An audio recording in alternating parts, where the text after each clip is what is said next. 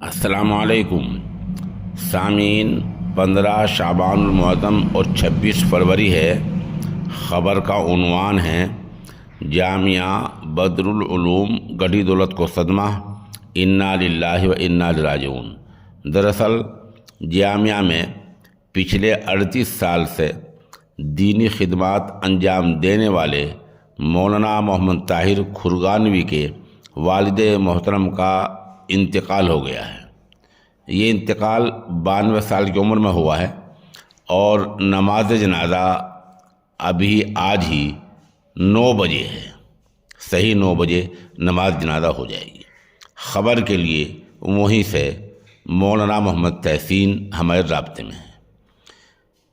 اس وفات پر دارالعلوم دیوبند کی شورا کے رکن اور جامعہ کے محتمم و شیخ الحدیث حضرت مولانا محمد عاقل قاسمی دعوت برکاتہم نے گہرے رنج و الم کا اظہار کیا ہے اور کہا ہے کہ مرحوم ستودہ صفات کے حامل تھے، بہت بھلے اور اچھے آدمی تھے۔